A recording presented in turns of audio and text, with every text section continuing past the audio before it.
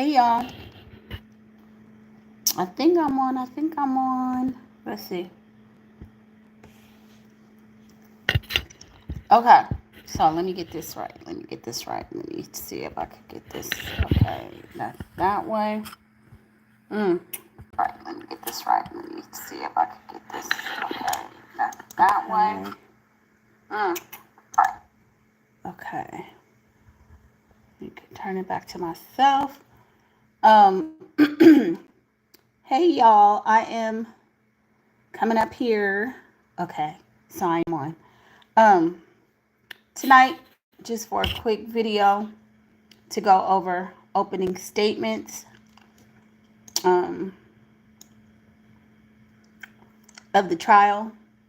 Since they're going to be going into deliberation, probably they're saying that the defense is going to be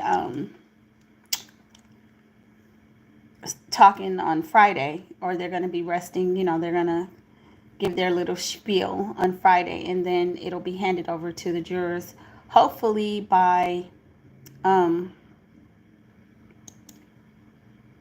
wait a minute. It'll be handed over by let me see. It'll be handed over by Friday, but more than likely Monday.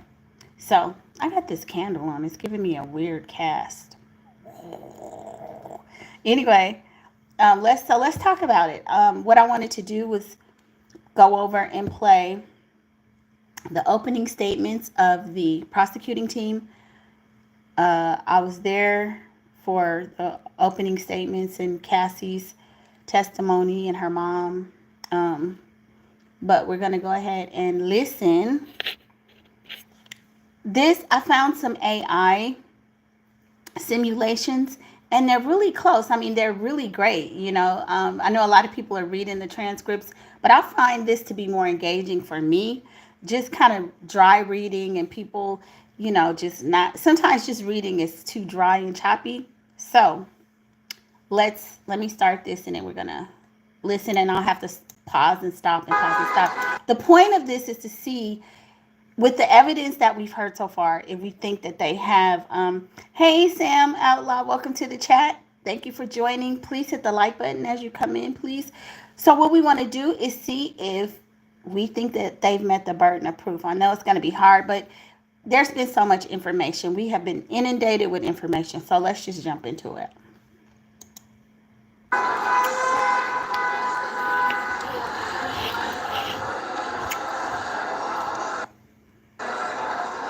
I know. Uh-oh. Let's see. I know this will be a long road, but I want to emphasize that you have a tremendously important task as jurors. It is to determine the facts. You, and not the court, are the sole judges of the facts. The Constitution itself recognizes your unique role in our system of justice. So please, pay careful attention to the witnesses and evidence received at trial, as well as my instructions. And as far as I know, this is a very true reenactment from the actual transcripts from the courtroom. Instructions on the law. I thank you for your commitment to performing this civic duty and recognize the sacrifices that you have all made to be here today. We will now begin with opening statements. Is the government prepared to proceed? Yes, Your Honor. All right, you may proceed. This is Sean Combs. To the public, he was Puff Daddy, or Diddy, a cultural icon, a businessman larger than life. But there was another side to him, a side that ran a criminal enterprise. During this trial, you're going to hear about 20 years of the defendant's crimes. But he didn't do it alone. He had an inner circle of bodyguards and high-ranking employees who helped him commit crimes and helped him cover them up. Kidnapping, arson, drugs, sex crimes, bribery, and obstruction. These are just some of the crimes that the defendant and his inner circle committed again and again. You are going to hear about all of them during this trial. Let's start now with just one night. The defendant was on the hunt for his girlfriend, a woman named Cassie. For years, the defendant physically abused Cassie. He also sexually exploited her, forcing her to have sex with male escorts while he watched and recorded it. But that night, the defendant learned he had lost control of Cassie. He found out. You guys, I'm going to tell you right off the bat, please hit that like button too as you come in. This is pretty much exactly what I recall hearing while we were sitting in there. So this is pretty accurate as to, I believe it. I can't remember who the first person was who gave the opening statements, but it sounds exactly like what they were saying. Cassie was seeing another man. Furious, he set out to find Cassie and that other man, but he couldn't do it by himself. So he took his gun and he took his bodyguard, one of his most loyal lieutenants, to wake up one of the defendant's employees in the middle of the night. The defendant yelled that he was going to kill the man Cassie was with. He demanded that his employee take him to that man's home. The defendant forced the employee out of her apartment and into an SUV. They drove to the house. The defendant and his bodyguard broke in, but no one was there. The defendant did give up. He kept looking for Cassie. When he finally... Hey, Lounge, welcome. Thank you for joining. I know it's late for you, but thank you for joining. Yeah, I'm doing the AI reenactment from Law and Crime. So I've been wanting to do this for a minute, so I figured since we are now in the phase where they're going to start deliberating, let's go back and listen to the opening statements. And I know a lot of people are reading them, but I mean, I think that's so dry. So I'm just, playing the AI. But thank you for joining. And you guys, yes, thank you. Please hit the like button. And you guys, please go check out the Lounge. She's got a fabulous channel, her and Jamel Peterson. Very positive people, great content, fabulous, fabulous, fabulous. I mean, awesome channel. And they were also at the trial. They've also been at the trial multiple times as well, too. Found her, he did what he had done countless times before. He beat her brutally, kicking her in the back and flinging her around like a rag doll. All of that violence wasn't enough, though. The defendant had to make sure he had control over Cassie once again, so he threatened her. The defendant told Cassie that if she defied him again, he would publicly release the videos of her having sex with male escorts that he kept as blackmail. Souvenirs of the most humiliating nights of her life. This was just one night in the defendant's 2 decades of crime. In one night, he and his lieutenant kidnapped an employee, broke into a man's house, and the defendant beat and blackmailed his girlfriend. Now, you guys remember today there was a lot of talk about the prosecutors or the government that they had dropped some charges. Technically, it wasn't them dropping charges. They had removed some of the predicate acts from the jury instructions, basically saying that they weren't going to pursue certain things. And one of the things that they said was kidnapping, and it was related to Capricorn Clark. So this is really, listen to this part, because this was in their opening statement, but they have now removed this kidnapping. And as you will learn, this was just the tip of the iceberg. These are not the only crimes the defendant committed. That's not the only time he kidnapped someone, and Cassie is not the only woman he beat or... Hey, Truth Over Emotions, welcome to the chat. What up, though? ...actually exploited. For 20 years, the defendant, with the help of his trusted inner circle, committed crime after crime. That's why we're here today. That's what this case is about. 20 years of crime is a lot to cover. So first, I'm going to walk you through what evidence in this case will show. Then I will explain a little bit about the charges, and then I will tell you how the government will prove that the defendant is guilty beyond a reasonable doubt. So what will the evidence show? You'll learn that the defendant was a musician who created an empire. He had a record label, Bad Boy Records, and other businesses that he ran or controlled. Those businesses made the defendant rich, and he used money and resources from those companies to build his reputation and to feed his every desire. To do that, he relied on an inner circle of people closest to him, like his bodyguards, chief of staff, and other high-ranking... Now, one of the things I want to say here is it's crazy to me that, what's his name, Bond, his security guards, I don't recall any of them testifying. And I feel like the Bond guy would have been critical testimony for either side. I mean, I didn't hear the prosecution bring him up, but I also, I mean, well, Diddy, his team didn't call any witnesses, but I feel like that would have helped his Roger Bond. Thank you, Lounge. Yes. She said Diddy looking like Danny Glover. Okay, for real though. Actually older, you know. Yes, you guys, please hit that like button. Employees who Yeah, ran Roger all Bond. aspects of his life. Together, the group worked to promote the defendant's power. They carefully cultivated and guarded his reputation. And they worked to get the defendant everything he wanted. He sometimes called himself the king, and he expected to be treated like one. He expected his inner circle to cater to his every desire, including his sexual desires. For years, the defendant used his inner circle and his company's resources to sexually exploit multiple women, including women he forced and manipulated into having sex with male escorts. This is the part where I get a little iffy in terms of them trying to say it was the enterprise, because Diddy definitely had his own money. So, I mean, this is where it gets kind of tricky for me. But anyway, y'all hit the like button. Let's keep going. Meaning men who the defendant paid to have sex with women while he watched. No matter what, the defendant and his inner circle made sure he got everything he wanted. Many times that involved committing crimes together and then covering up those crimes. Those crimes included violent acts, like when the defendant brought his bodyguard and his gun to kidnap the employee I mentioned earlier.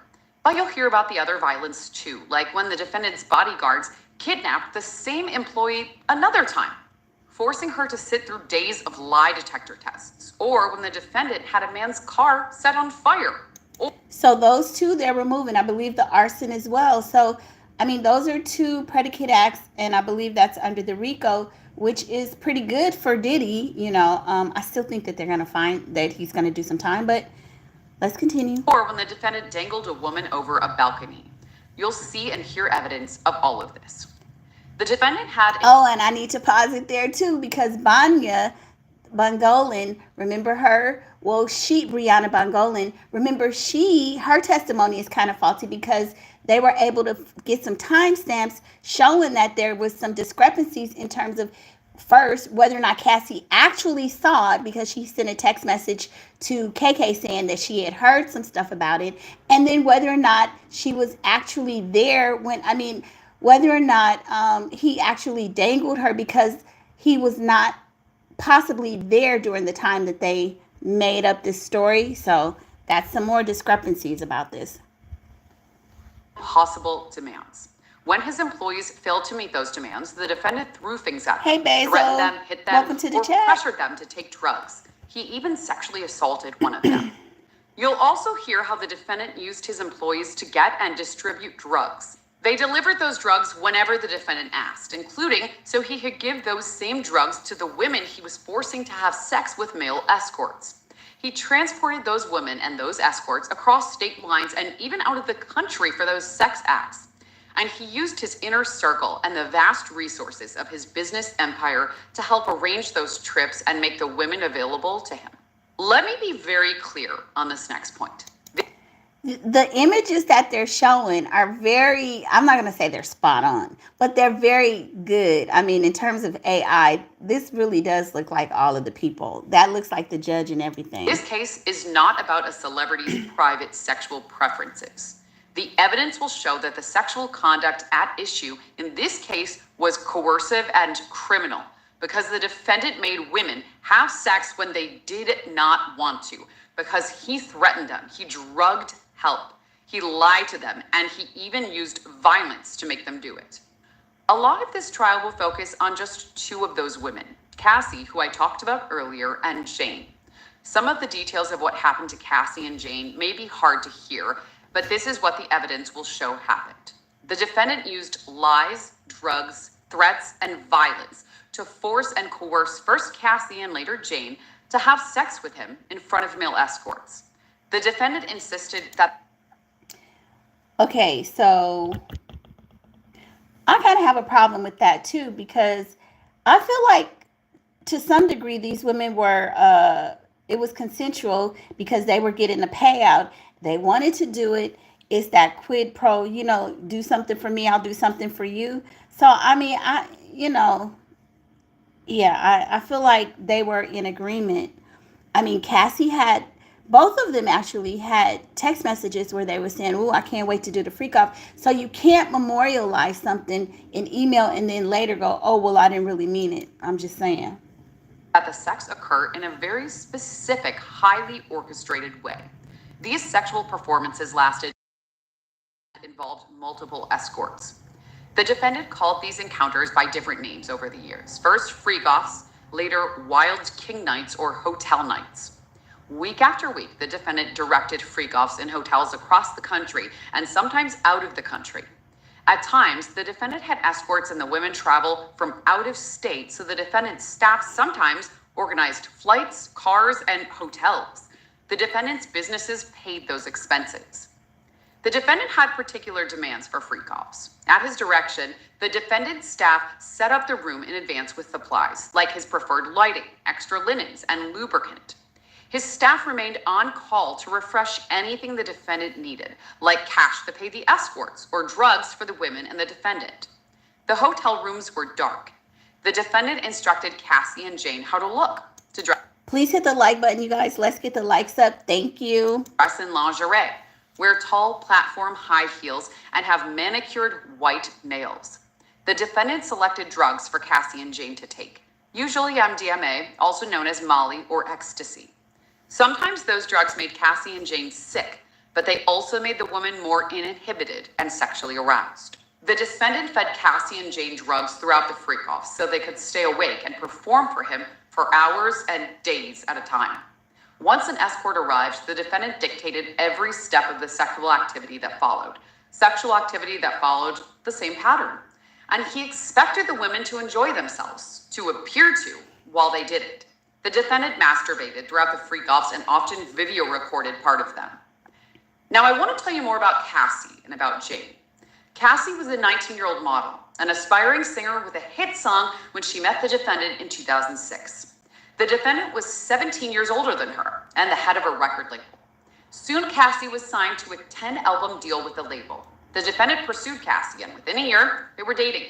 They stayed together on and off until about 2018. During that time, Cassie tried to work on her music and in modeling and acting, but the defendant made her turn down many opportunities. Instead, he paid for Cassie's cars, her apartments, and some of her day-to-day expenses. Although Cassie recorded music constantly, the defendant, the head of her record label, had final say on the music that she released. It was never another album. So, do you guys remember Cassie's first song? I forget the name of it, but I remember.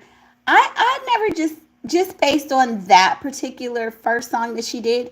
I think that was great, but I just don't think that Cassie had the level of talent of a Beyonce. And definitely, I feel like he torpedoed her career, but he's done that to his sons as well. I don't think that it was necessarily just because of Cassie. He's such a control freak. He wanted to control everything. That's what I think, because he did the same thing to Quincy. The defendant started abusing Cassie early on. Initially, Cassie fought back, but time and again, the defendant hit Cassie in the head, threw her to the ground and kicked her, and dragged her by the hair. In 2009, the defendant threw Cassie to the floor of an SUV and stomped repeatedly on her face. To hide her injuries, the defendant forced Cassie to stay in a hotel for the next week.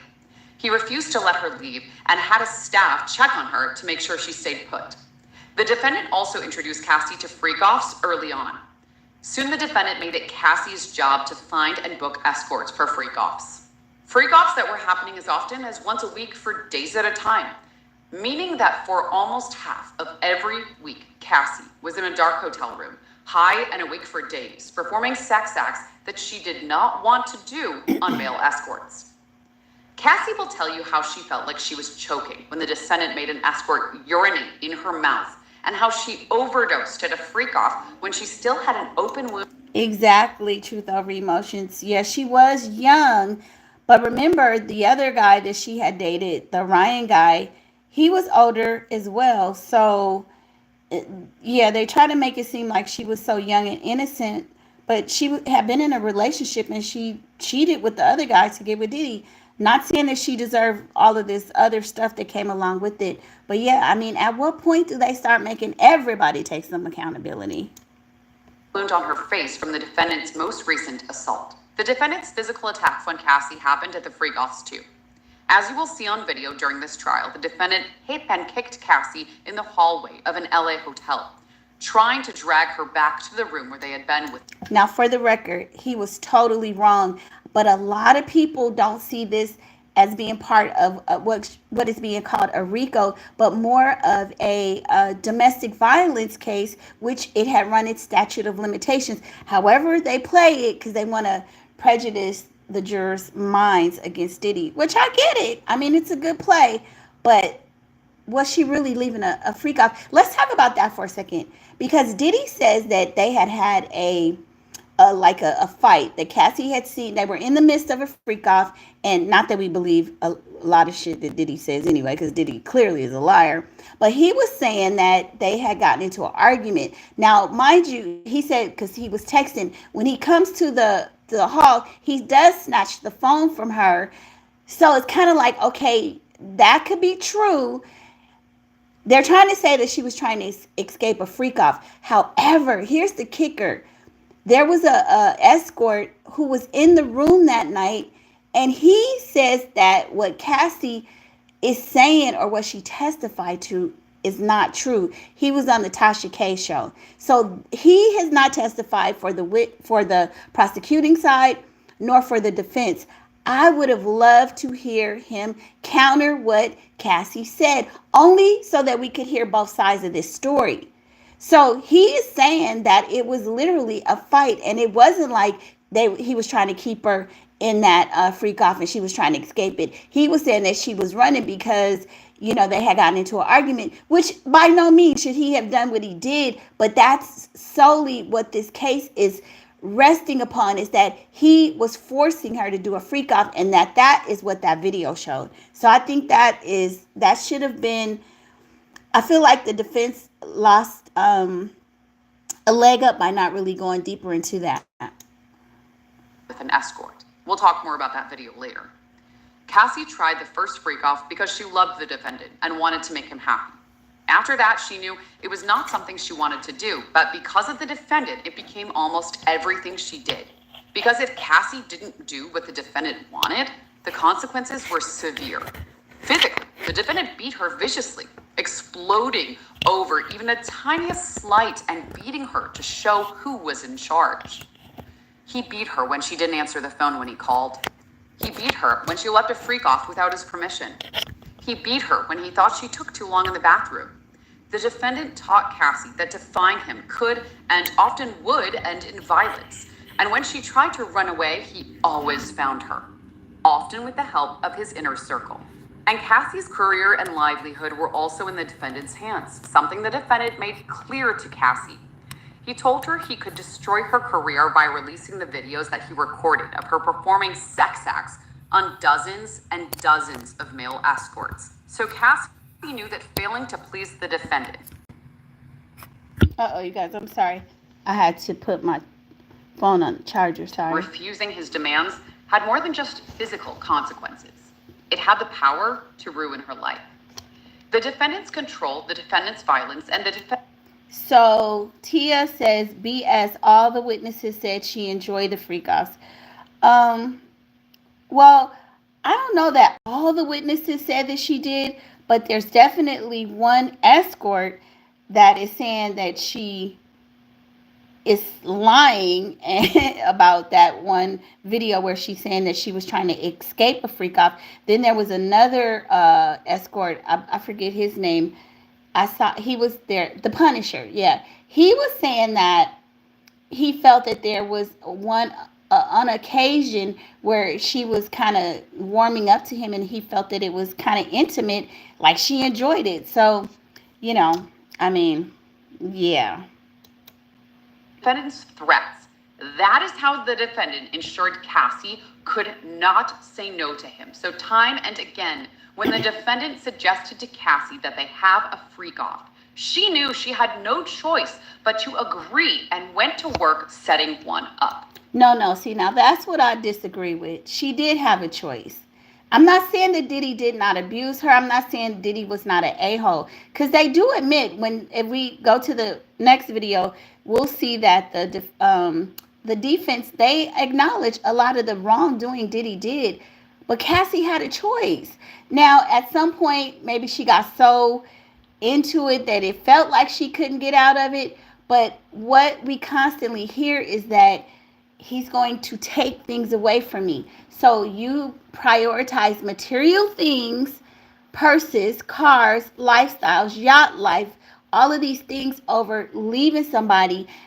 We really don't hear her saying, I mean, she says she didn't want to do it, some stuff like that. But as you listen to the testimony, if you listen to a lot of it, she refers to a lifestyle. He's going to take my phone. He's going to take this from me. So that's why I think you did have a choice, you know? And I'm not a trauma person, so I'm just saying what I believe. She texted the escorts, arranged for them to come to hotels, and put on the performance the defendant wanted. Her livelihood and her safety depended on keeping him happy. Cassie's relationship. But that's with any job that we have. I mean, seriously. You know, and it gets a little murky when it's your boss and your lover and the relationship is. But with all of the jobs, we got these corporate jobs where it's effed up. We stay, we work because we got bills to pay. We know they be abusing us on these jobs. Maybe not the physical abuse like this, but definitely the mental abuse and stuff. So, but again, choice. When you get tired, you're gonna leave, because she eventually did leave, right? So I believe they also removed the forced labor because they had a choice in some of this. I'm sorry, I just see it a little different. I do. Relationship with the defendant was complicated. You will hear during this trial that both Cassie and the defendant were unfaithful, jealous, and at times angry. But only one of them had power. Only one had control. And that was the defendant. And with that power and with that control, he made Cassie do his bidding in those dark hotel rooms. You'll learn. But then, so why did Cassie send emails stating, "Oh, I love the freakoffs. We could have them forever"? And I get that people are saying she was trying to appease him, but that's the problem. You can't say something 10 years ago, memorialize it in email, and then expect us, the jury, and the judge to come back and say, well, oh, so you really didn't mean that. You just said that. No, life doesn't work that way, girl. You said it. Everything you say can and will be used against you. Y'all know I used to be a litigation secretary. Everything you say can and will be used against you. And that's why those text messages were brought up. You said you liked it. Or no, that Cassie was not the only woman the defendant did this to. This was a part of a pattern. Now I want to tell you about Jane. Jane was a single mom who started spending time with the defendant in 2020. The defendant pursued and romanced Jane, who fell in love with him quickly. Jane was not seeing other men, but the defendant was seeing other women at the time, so his relationship with Jane was not at all public. For the first few months, their sex life was just the two of them, and Jane was happy. That was until the defendant introduced Jane to... Now listen, we're not going to say Jane's name, and if you put it in the chat, I'm going to have to take it out. But from what we're hearing about Jane Doe the hoe, baby, Jane Doe was she has been with all kind of ballers. So to say that she fell in love quickly, did you fall in love with him or did you fall in love with the lifestyle and the money? And as we got deeper into her testimony, oh, I had rent to pay. I wanted this particular kind of house. And again, the lifestyle. It's the lifestyle. To freakoffs. One night, when they had already taken drugs and been having sex for hours, the defendant told Jane about freakoffs. Jane agreed to try one to make the defendant happy. To her surprise, the defendant said he would make it happen immediately, that very same night. That was funny. He took her to a hotel where a room was already set up and an escort was on the way. Jane was nervous and the defendant directed her step by step. Jane thought the first freak-off was a one-time wild night. Jane was wrong. The defendant continued asking Jane to have freak-offs and promising that if she did, they would spend quality time together. They would go on dates together. They would go on trips. That was what Jane wanted more than anything, a real relationship. So she agreed. She helped plan freak-offs and reach out to escorts. But even though the defendant promised her quality time and trips, he never delivered. Those were just lies he told her to get more nights in dark hotel rooms with escorts. Jane will tell you about those nights. I'm sorry. How many... Listen, if you're dating somebody and you want to spend quality time, but they keep telling you we got to have a man and he got to hump you, girl, please. The handwriting is on the wall. Are you that dense? No. The reason you continue to do it was because you got paid to do it. Stop. Don't pee on my wig and tell me it's shampoo. You understand what I'm saying? Please. In detail. How she wanted the escorts to wear condoms, but many times the defendant did not let them. And Jane will tell you how he had her take drugs to stay awake and aroused for days. Jane tried twice to make it through these nights without drugs. The first time she broke down and had took ecstasy to finish performing for the defendant. The second time, Jane vomited after having sex with one escort. How did the defendant respond? He told her to hurry up and get back into the room where another escort was waiting. Early on, Jane told the defendant that she didn't like freak-offs and she just wanted to be alone with him. She loved him desperately and wanted a real relationship with him. The defendant did not listen. Feeling stuck and sick of the strangers. Thank you. She was like 35, not 18. You done been around the block, sis. I mean, I'm going to give you up to probably 27, a little bit of naivety. But hell, once this man kept telling you that he wanted you to get humped by all these different men, are you crazy? And then you get sick. That would have been the last freak off. See, I just don't buy it. I don't buy it. Y'all getting paid. You know, you bending over. You're getting your rent paid. You're driving these fancy cars. You're getting the Birkin bags. That's why you continue to do it. I promise you, Truth, I'm going to have to use you as an example. Truth, I don't know, because you said you was in tech. I think Truth is doing pretty good because he's in tech. But let Truth ask you to bend over and do freak-offs about 2 or 3 times and see what happened if he can't pay your rent. You're going to say hell to the no. You're going to be out of there. It's not happening. Truth, F you, screw you, tell somebody else to do it. Come on, y'all. Let's not be stupid. The defendant kept bringing to these hotel rooms, Jane tried to assert herself in small ways. She found 2 men who performed in pornography, and she invited them to join the freak-offs. That way, Jane could at least choose the other man she was forced to be intimate with. Like he did with Cassie, the defendant eventually took steps to control Jane financially. The defendant wanted Jane available with him at a moment's notice, and he discouraged her from working. Jane's income plummeted. The defendant gave Jane money and later started paying rent for the house that she lived with her child. That way, when Jane resisted the freak-offs Now that's a problem, and that's an even bigger problem for me. Jane had a child. And again, if you want to do the freak-offs, okay, you want to say you're a victim, but you are a mother.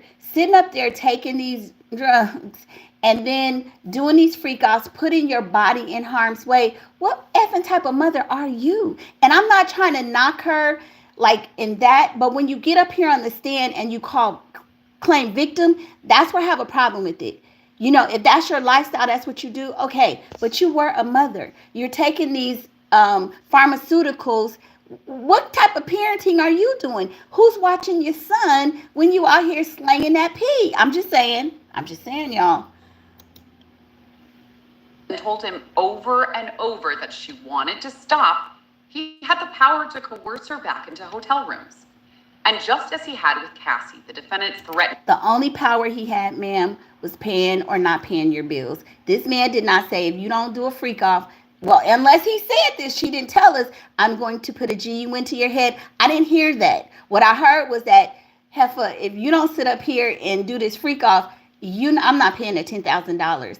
And I mean, if I was into freak offs like that, if I was a cuckoo like Diddy, I'd be saying the same thing. If you don't, I want this. If you don't do that, I'm not paying that. I mean, it's common sense. It's a fair exchange, just no robbery. So you knew what you were doing, ma'am. With the videos he recorded of her engaging in sex acts with the escorts. But the lies and the drugs and the threats were not the end of it. Not even a year ago today, Jane had the worst day of her life. The defendant came to Jane's house for an at-home date night. She and the defendant argued about another woman that the defendant had been seeing. Jane was upset and jealous. She had now spent years. Again, I'm not worried about him knocking me upside my head or whatever. I am jealous. Jealous of what? You didn't like to do it. What are you? If why would you be jealous when the next chick is sitting up there bending over for him? You should be happy, right? No, because again, you wanted to be number one. You wanted to be the head honcho, the head be in charge, doing these freak offs so you could get your rent paid. I'm not buying it. No. In hotel rooms for forced sex while the defendant took his other girlfriends for dates and trips. Jane hit the defendant and threw things at him. The defendant became enraged, so Jane tried to get away from him and hide. She ran to her bedroom and locked the door. He kicked it open. Okay, you guys, hold on one second. We got to talk about this. Have to clear my throat for some reason. My throat gets dry. So here's the thing. Apparently, this whole incident where they had the fight happened after Cassie had filed her lawsuit and Jane had read it. So some people they believe that Jane purposely initiated this fight with Diddy so she could have something over him to say that he was violent because he had told her that Cassie was a fighter. So she kind of, because they said that she hit him first. Again, I don't believe men should put their hands on women. However, I don't believe women should put their hands on men. I teach my daughter, if you hit somebody, prepare for them to knock your teeth down your throat. That's how serious I am about it in terms of me telling her, protect yourself. I mean, if somebody attacks you, hey, try to get away. Nothing you could do about it. But if you sit up there and try to go toe-to-toe with a man, I can't protect you, baby, because you might get what you asked for. So it's the same thing here. This woman, they're saying, kind of, got Diddy upset. She hit him first, and then all hell broke loose. Why are we even discussing that? You threw the first blow, ma'am. So what's the point? You knew after that case came out with Cassie, which if you were a real chick, you would have left him alone then because it would have validated and confirmed the ish that you said. I don't like doing this. This is wrong. I don't want to be doing it. But you continued it. She continued it up until he was arrested. That don't sound like a person being coerced to me. That sounds like a person. And oh, y'all. Let me keep going. I'm losing it. She ran to her bathroom and locked the door. He kicked it open. She ran to her closet and locked the door. He kicked it open. She ran to the guest bedroom and locked the door. He kicked it open. Yeah. She tried to run out the front door, but he grabbed her in a chokehold, lifted her off the ground by her neck, and kicked her to the ground.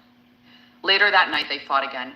And just as he had with Cassie, the defendant viciously attacked Jane.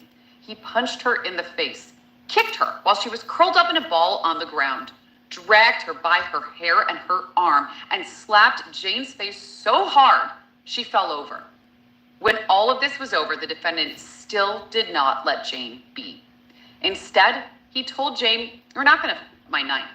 The defendant instructed her to put on an outfit and call up an escort for a freak-off. He made Jane cover her black eye and bruising, take an ecstasy pill, and perform for the defendant with that escort. Now, I'm going to say, all of this is wrong. That's abuse. Should not have gone that far. But Jane, you read the complaint with Cassie. You saw the hotel footage. Apparently, he had never done that to you before. So you should have never initiated the fight because that's what you did. I feel like he went too far. But even after that incident, once you got out of that freak off that night, covered your eye with the makeup, baby, he should have never seen you again. Ever. You should have been a ghost, okay? But no, what happens? You go back to him. Okay. Jane followed his instructions. Like with Cassie, the defendant's violence had gotten him what he wanted. The defendant's sexual violence did not stop at freak-offs, though. Cassie will tell you about a time when the defendant forced himself on her. No, what got him what he wanted was the fact that you wanted that $10,000 for that penthouse or that house that you wanted. That's what continued to get him what he wanted, baby. Don't like they gotta read between the lines. Oh, he did this, so that got him what he wanted. No, what got him what he wanted, you continue to do it as you asked him to put a little change in my account. Give me a little bit of this money. He was paying you. Having sex with her as she cried and repeatedly told him no. And Mia, an employee who the defendant worked to the bone for years, will tell you about the times that the defendant forced himself on her sexually, putting his hand up her dress, unzipping his pants, and forcing her to perform oral sex and sneaking into her bed to penetrate her again. Now, Mia's another one that I'm not really feeling too much. I feel like for one, they talked about the fact that she had to work one time a whole a whole week straight. She talking about she took it as a challenge.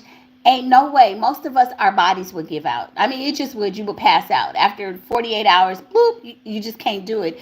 But the thing to me that was telling was the fact that when Diddy and her got into it, he says, I'm going to tell Cassie. And instead of her saying, no, don't tell her. I mean, at that point, she should have said, yeah, tell her. You've been doing this to me. But she didn't say that because I think that she was messing with Diddy behind Cassie's back. All of these women were having relationships with Diddy, not because he's so great, but because he had the money. I'm not stupid, Mia. I mean, I feel like it's because he had the money. Against her will. As I said before, the defendant had the power and the control, endless resources, and a loyal inner circle who would stop at nothing to get what he wanted. Amidst all this violence, the defendant and his inner circle had to make sure that nothing put the defendant's public image and his power at risk. So as tirelessly as the defendant's inner circle worked to meet the defendant's every need, they also worked to cover up his crimes. Remember the video of the LA hotel of the defendant attacking Cassie during a freak-off? You will hear just how far the defendant, his bodyguards, and his chief of staff went to get what they thought was the only copy of that video. Now, I definitely feel like that was, what is that? That's not bribery, but yeah, he was wrong for that because it's like you're paying to have evidence suppressed or covered up. So definitely, I feel like that's something that they can get him on.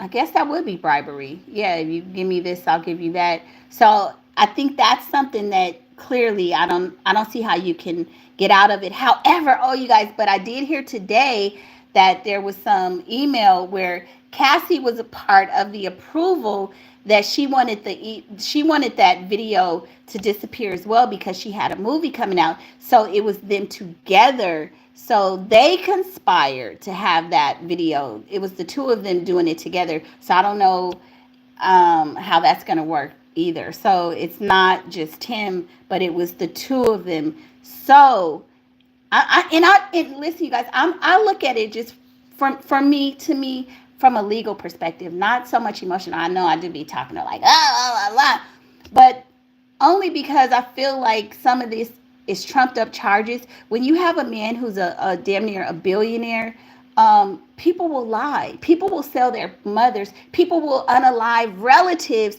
for this kind of money, millions of dollars. So that's why I'm very critical of a lot of this testimony. People will say anything and think they could get away with it. And you guys have to remember, a lot of the people that testify got immunity. So that means they know that they were guilty of something as well. They only got off to testify against him. And so when a person is a criminal, just like the one sitting up in front of the judge, y'all all criminals to me. I'm just saying. The defendant first tried to pay off hotel security guard with a wad of cash in exchange for his silence. Then the defendant and his chief of staff reached out to a different hotel security guard to broker a deal. In exchange for the video from the hotel, the defendant gave the security guard a brown paper bag full of $100,000 in cash, while the defendant's bodyguard and his chief of staff stood by. This is far from the only time the defendant's inner circle tried to close ranks and do damage control. You'll hear how the inner circle covered up the defendant's brutal beatings by keeping Cassie in hiding for days. You'll hear about the inner circle contacting witnesses of the defendant's abuse to feed them lies, including... Yeah, I think that's going to be problematic too. Just the fact that there were people conspiring, knowing that something had happened, like the beating had happened, and for them to like get the plastic surgeon, put her up, and they worked together to cover that up. That's going to be something that the jury is probably going to ponder and not see very favorable. I'm just thinking, I'm just trying to be objective here. Including even after he knew about this case. Again and again, the defendant and his inner circle tried to keep the defendant's crimes out of public view. Yeah, that was shocking. When we heard Cassie, we heard that tape, I mean, because they played it, and it was like, not you, Cassie, not the little withering willow, the little delicate flower talking like that. I mean, hell, I could talk like that, but y'all, they say I got masculine energy, but not Miss Cassie, not on Miss Cassie. Talking about I ain't never told nobody I would unalive them. I'm sorry, ever. Y'all might say what you want to say about me. I'm this, I'm that, whatever. I ain't never threatened to take nobody's life. And the only time I would, it would have to be over my kid. So there again, Cassie is not as innocent as she portrayed to be. To protect his reputation and to protect his power. That is what the evidence in this case will show. For all of this. Hell, I ain't gonna lie. I mean, the way Cassie was talking, she would have me shook. What? Oh, hell. I wouldn't even screw with Cassie. That's a tough chick right there. That's the biker broad type of. Who talks like that? I'm just saying. One thing I always told my daughter, if you ever, and thank God, knock on wood, she's a college graduate, because I'm I don't play those games. If you are running with a particular crowd of people and they get in some ish and you with them, you are those people. I'm never playing that whole thing about, oh, it's her friends influenced her. If those your friends, baby, that's you. Birds of a feather flock together. You are them. They are you. You're not going to come to me and be like, oh, it wasn't my fault. It's my friends. No, Heiferella, because I call her Heiferella lovingly, a term of endearment. You are part of that. So, Cassie, don't sit up here and be like, oh, they were so this and they were doing. No, y'all all was in this together. The defendant is charged with multiple federal crimes. You'll hear a lot more on the charges at the end of the trial when the judge instructs you on the law and his instructions control. But for now, there are just a few points I want to highlight so you have context for what you'll hear during this case. First, exactly, the defendant is charged with racketeering conspiracy based on his agreement to commit crimes as part of an enterprise. I expect the judge will tell you an enterprise is a group of people who work together for a common purpose of engaging in a course of conduct over a time. Here, you will learn that the enterprise is the inner circle I talked about, the bodyguards and the high-ranking employees like chiefs of staff. Some of these people came and went over 20 years, but I expect the evidence will show that the defendant was a through line. He remained at the top, running the group, and he always had trusted bodyguards and advisors helping him. Together, they agreed to commit different crimes, including kidnapping and arson, distributing drugs to other people, exploiting employees for labor, and in Mia's case, sex, bribery and obstruction, sex trafficking, and transporting people for prostitution. That's all covered by the racketeering conspiracy charge. The defendant is also charged separately for sex trafficking Cassie and Jane through force, fraud, or coercion. Again, the judge's instructions control, but I expect you'll learn that fraud includes a lie about a material fact. Coercion includes threats, and force includes violence. The defendant is charged with using all three tactics to make Cassie and Jane participate in days-long, drug-fueled, recorded sexual encounters with male escorts against their will. Finally, he was charged with transporting... See, the against their will is the part that I have a problem with, especially when there's, by their own statements in emails, saying that they like them, or when Jane Doe was talking about, I want to set this up and stuff like that. So I just have a problem with that. Finally says, if you want to know the character of a person, look at their... Absolutely. I mean, yeah. Both of these women Now, again, they come now and say, I didn't really mean it. I didn't like doing it. Well, why did you say that then? Why did you put it in? Why did you memorialize it via email? Like, how dense are you? Like, these are supposed to be, well, I'm going to say Cassie was young, but this older chick, Jane Doe, everybody knows, like with anything, you keep an audit trail. You don't email stuff on yourself because everything you say can and will be used against you. So when you saying that, oh, daddy, I want to like, they never thought that these things would be pulled up in court. That's what it is, you know. So now that it has come to light what y'all were doing, you want to cry, oh, I was a victim. I just don't buy it all. I don't. Cassie, Jane, and male escorts across state lines for these sexual encounters. How will the government prove to you beyond a reasonable doubt that the defendant is guilty of these crimes? You'll hear from witnesses, including Cassie and Jane, two of the defendant's victims. They will tell you how the defendant tried to control their lives, from their homes to their careers, how the defendant used his... Yeah, Robert, that's what a lot of people are saying, that it's a DV case. And unfortunately, the statute ran on that. And the other thing, Robert, I know it looks like maybe you're just joining. Excuse me, guys, I have to clear my throat. The part that I'm really pissed off about is the fact that allegedly there was an escort in the room who recently did an interview with Tasha K.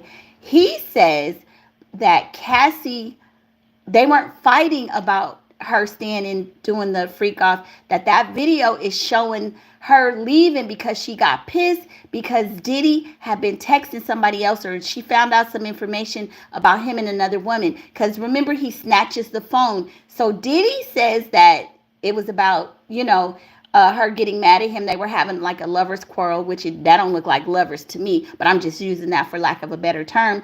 And so that's really what it was all about. However, y'all know once the feds got involved, they're able to feed a narrative. You guys got to remember, Cassie did not want to testify. I sat in there and saw this lady wiping her eyes. I think they asked her, do you still love Diddy? Well, I don't still love him. I have love for the times. What? I mean, half of us almost fell off the pew. What do you mean? You have love for the times of a man you said beat your ASS, that you said forced you to do free. What is there to love about it? No, you still have love for him because you still have love for him. And then the other thing that a lot of us were shocked about is when we found out her daughter's name, her firstborn, which, born not too many years after her and Diddy broke up, she named the daughter Frankie. Okay. Frank Black was the name that Diddy used, his alias, when they went to the hotel rooms.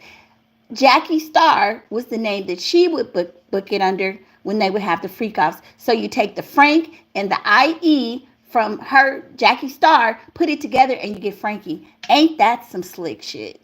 Ain't that the weirdest thing? And see, her husband was sitting in the courtroom. I know this man was shocked. I would be shocked. There's no way in hell you could tell me that he was like, oh, that's cute, because I bet you he didn't know all of these things. She had no clue a lot of these details were going to come out. When you tell on yourself, it's human nature. I've done some things, and oh yes, I'm confessing my sins. I ain't going to tell you everything. Are you crazy? So I don't believe the husband knew all of these little details, because remember, some of this stuff came out in text messages, things that they never thought would be recoverable. I think that Cassie sued him thinking she's going to get her money, and that was going to be the end of it. Remember, the Fed said that they contacted her 2 weeks after she filed. When they raided and got all of his electronics, most of the things that they got were on Cassie's cell phone and things that she had in old laptops that were broken. But I mean, you would not be thinking that they're going to recover old text messages from a decade ago. Come on now. I don't think the husband knew, and he was sitting in the back of the courtroom looking pretty sick. Seriously. His control over them, his lies, his drugs, his threats, and his violence to force and coerce them into having sex with male escorts. Cassie and Jane will describe freak-offs for you in painstaking detail. They will tell you some of the most personal and painful... Okay, hold on. Let me... Okay, so you said Cassie. You talk about the getting the money from Cassie's mom. So here's the thing: when I sat through that testimony, it was a little confusing because there was an email from one of Diddy's assistants. He allegedly told Cassie, or you better get the money. But Cassie is the one who told her mom. I don't think Diddy had any direct. See, here, this is how I look at it. If I was, the defense, they didn't go deep enough in terms for me. Okay, because here's the thing: Cassie is the one who told her mom that she needed the money and Diddy wanted the money and all this stuff. I mean, I are we sure that Diddy literally asked her for the money? Because I mean, there was so much testimony. I would really have to see the transcript, and we're gonna play some of these AI, so maybe it'll come out later. But what I'm feeling like, Cassie was a druggie. They were all druggies. Hell, you could have said anything to your mother to get $20,000. I'm just saying. You know what I mean? I think she CC'd KK on it or something like that. But I'm just saying, like, Diddy never literally told the parents to do it. So by Cassie being the middle person, I don't know what I don't know if you were setting your parents up to get some money, because people do that all the time. Hell, you could have been lying to your parents. I'm just saying, that's a theory. That is a theory in the way my mind sees it. I don't trust none of them. I just don't. Full experiences of their lives. The days they spent awake in hotel rooms, high on drugs, dressed as characters to perform the defendant's fantasy just as he directed them to. You'll also hear from some of the defendant's employees. You'll hear from Mia, who worked as the defendant's personal assistant for years, the employee he sexually assaulted.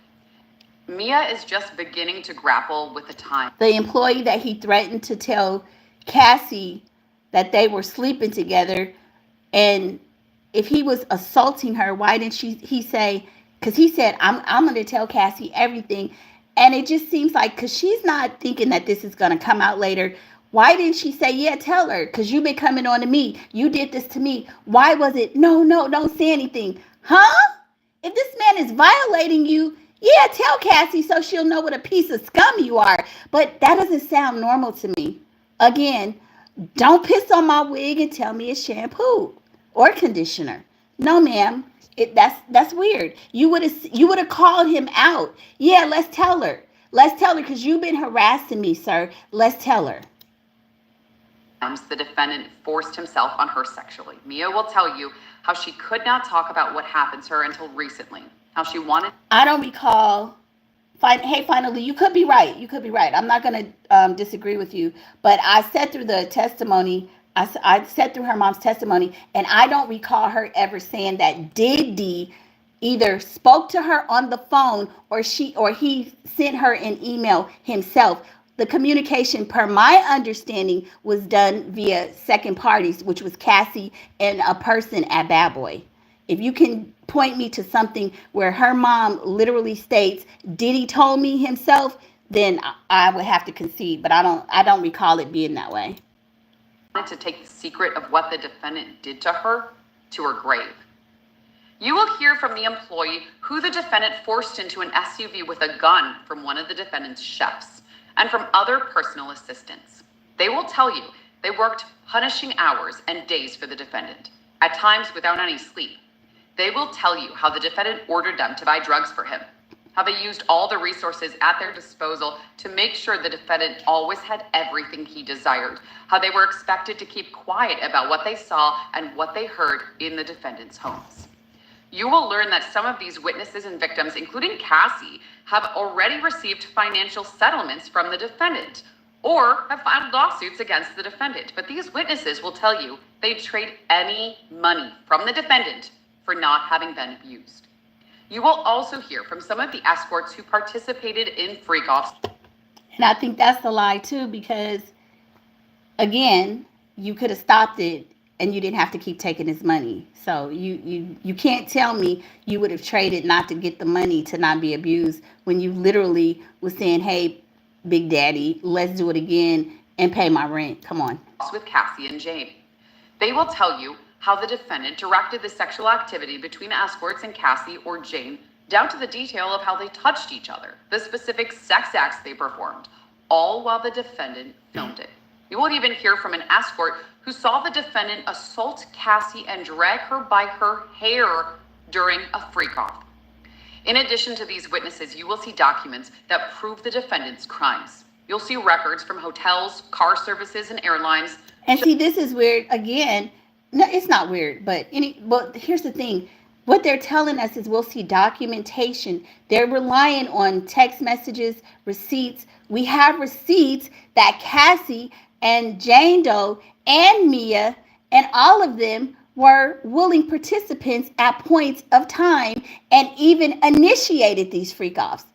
For whatever reasons, it's we can't get in your mind and be 100% sure what you were thinking at that time. We can only go by what you stated. Just like they're saying documentation, they documented themselves when they said, "Hey, I'm down for it. Let me plan something. I want to have a freak off forever." Are we to not believe that? We're supposed to believe all the other documentation and receipts, but not that. They didn't mean that, but everything else is real. Come on now, please. Showing the dates and locations when the escorts and women traveled to meet the defendant for freak-offs. You will see records of the physical damage the defendant in his freak-offs caused the hotel rooms where he stayed. You will see dozens and dozens of text messages about freak-offs, including messages. I agree, truth over emotions. If you so scared, what? First of all, y'all, you know we can't say the Jane Doe's name, but I mean, how much money do you need? How do you need to live? Because weren't you getting child support, right? And then as a mother, how do you look at yourself and live with yourself, letting yourself get, I don't know if I could say this word, slutted out like that? Like, if a man is treating you, like, where is your dignity and self-respect, girl? For some purses, for some rent, to ride around in a Lamborghini, to get peed on and stuff like that? Girl, please. And yeah, it doesn't sound like she was scared, because if you are afraid of something to that point, listen, what we found out too, as when they talked about these timelines, Diddy, even though they did it weekly, he had a whole rotation. He had multiple women that he did these things with. There would be times where they didn't see him. He might be out of the country. He might be doing business. Hell, he might have been freaking out of the country. So if he was away from you, wasn't that your time to do whatever you needed to do to not go back with them? You know what I'm saying? It's not like you were living in a house with him and you had to plan or plot to get away. No, he didn't even live with y'all. Y'all was coming. You would keep coming. It's different when you're living with your abuser. To me, I don't know. I've never experienced that. But let's just say this. It doesn't give the vibes of a woman who is living with the man and she ain't got nowhere to go. She's stuck there. She don't have money. Y'all had your own places. Y'all had to leave the safety of your home to go to these effing freak-offs. If you was that damn scared, why the hell you go? Come on now. No, ma'am. From the defendant to his staff asking for more cash to pay escorts. Messages where the defendant tells Cassie what drugs to take and when before freak-off. And messages from Jane to the defendant telling him over and over again that she did not want to do freak-offs. And you will see videos of some of the freak-offs. The videos the defendant used to blackmail Cassie and to blackmail Jane. Those videos capture just small parts of these days-long performances. In them, you could hear the defendant providing direction to Cassie and Jane, and you will see Cassie and Jane do exactly what the defendant tells them to. Now that is problematic for Diddy. It is, because I feel like if they're saying constantly they don't want to do it, I feel like you did what you wanted to do. But the fact that, for days long and the drugs and everything under his direction, that's going to be a problem, because you were kind of in charge and telling them what to do and not necessarily holding them captive, but you kind of orchestrating all of this. So that is going to be something that he's going to have to deal with. And yeah, that's going to be something they're going to get him on. The whole sex trafficking, I'm kind of, I know it's the law, so we have to abide or adhere to the law. But in my mind, sex trafficking is when these, from what we've heard over the years, like if you go to the airports and they say in the women's bathroom, and it says if somebody is holding you against your will, call this number, write a note, or get the help or whatever. It's when you are in a situation and you can't escape it. These people, to me, were willing participants because they would leave the safety of their homes. These things would be planned and you would go there. That's not trafficking to me. And then you're getting paid. Like the girls who are getting trafficked, they don't want to do it. They generally cannot escape. They're being held against their will. These women are willingly going. It's confusing. To do. You will see them put on performances high on ecstasy where they pretend to enjoy. Now, she ain't lied about that. They put on performances in them freak-offs just like they was putting on performances up on that witness stand. They was performing these tears and through the lies. Yeah, they still performing. Themselves because that's what the defendant said he wanted. You will see for yourselves the defendant's violence in its aftermath. You will see photos of Cassie and her injuries from the defendant's assaults. You will hear from witnesses who saw the defendant assault Cassie or saw injuries he inflicted on her. You will see photos of the damage the defendant did when he kicked in 4 doors at Jane's home. And you will see videos of Jane with bruising still on her face days after the defendant attacked her and forced her to do a freak-off not even a year ago. You will see for yourself what the defendant had in his homes in March 2024 when they were searched. Guns, the defendant's so-called med bag full of illegal drugs, and freak-off supplies like lubricant and platform high heels. Finally, you will see and hear evidence of how the defendant and his inner circle worked to keep his reputation and his power intact for all these years. You will see the agreement signed by the hotel security. Oh, so one of the differences, I think the reason why this is so much faster than the opening statements actually occurred is because I wonder if they were saying objections. I have to look at my notes to see, but yeah, this is condensed and abbreviated because I just remember it was kind of more long and drawn out. It was actually hours. Guard barring him from speaking about the $100,000 that the defendant paid him for the hotel security video. You will hear recordings of phone calls when the defendant called Jane after Cassie had filed a lawsuit. You will hear him try to manipulate Jane into saying she wanted to have freak-offs. You will hear him interrupt Jane when she pushes back. You will hear the defendant's thinly veiled references to continuing to pay for Jane's home in exchange for her text messages the defendant sent to his chief of staff right after talking to Jane to make sure that Jane's rent would still be paid on time. The evidence will come in piece by piece. It won't always come in chronological order, but by the end of this trial, when you've seen and heard all of the evidence, you will see how it all fits together. You will see how it proves that the defendant led and controlled an enterprise that enabled him and others working for him to commit many crimes. How it proves that he forced and coerced Cassie and Jane into sex with male escorts, including by having them travel to other states and countries so that those sex acts could happen.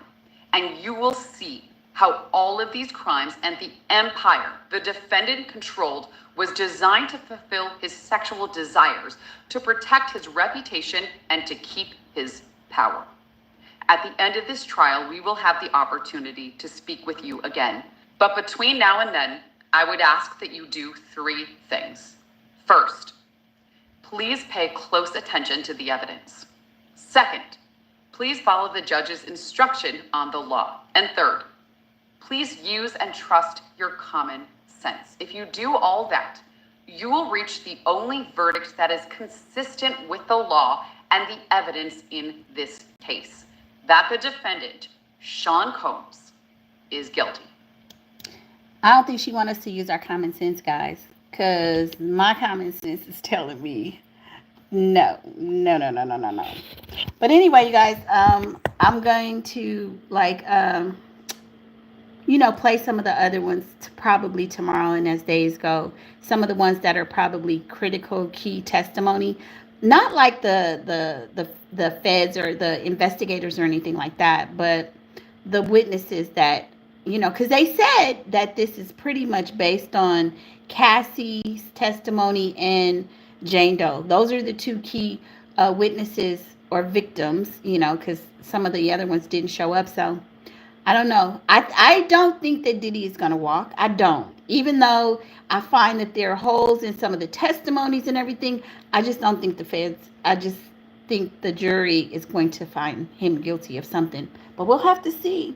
But anyway, you guys, hit that like button. Thank you guys for joining. Hopefully y'all see you tomorrow. But if I don't, y'all have a good one. Bye.